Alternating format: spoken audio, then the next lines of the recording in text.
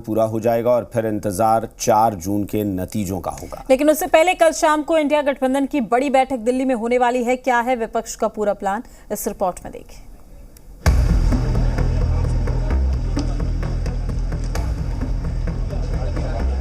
करीब 1 साल पहले 23 जून को पटना में विपक्ष का कुनबा जिस काम के लिए जुटा था, अब उसका परिणाम आने को है।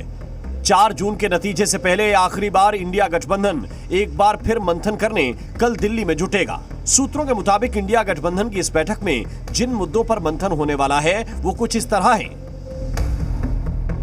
लोकसभा चुनाव में संभावित जीत वाली सीटों पर चर्चा, गठबंधन में कितना वोट सहयोगियों को ट्रांसफर हुआ, नए सहयोगियों को गठबंधन में लाने की चर्चा, गठबंधन छोड़ चुके साथियों को वापस लाने की कोशिश और साथ ही विपक्ष की तरफ से पीएम चेहरे पर मंथन।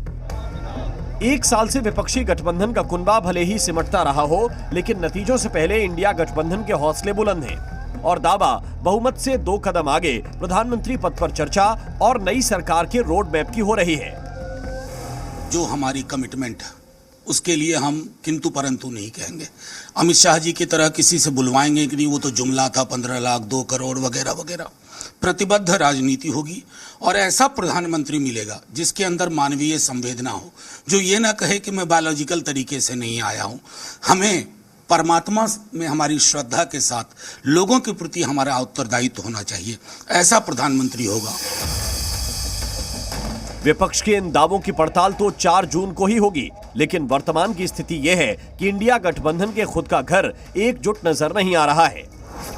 ममता बनर्जी कल होने वाली इंडिया गठबंधन की बैठक में शामिल नहीं हो रही हैं और सवाल उठ रहे हैं कि क्या ममता बनर्जी को विपक्ष के दावों पर भरोसा नहीं है और इसीलिए नतीजों तक वेट एंड वॉच मोड में हैं।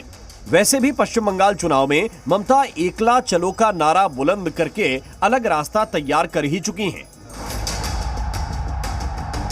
यूपी में 2 लड़कों की जोड़ी बनाकर अखिलेश यादव बीजेपी की 140 सीटों की मुनादी कर चुके हैं, लेकिन नतीजे उनकी भविष्यवाणी के उलट रहे तो पुराना अनुभव बताता है कि इंडिया गठबंधन में अखिलेश यादव की मौजूदगी ज्यादा दिन नहीं दिखेगी।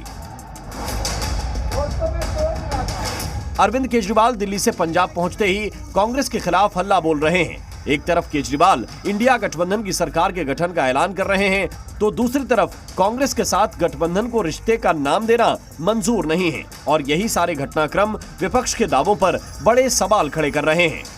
ब्यूरो रिपोर्ट, जी मीडिया।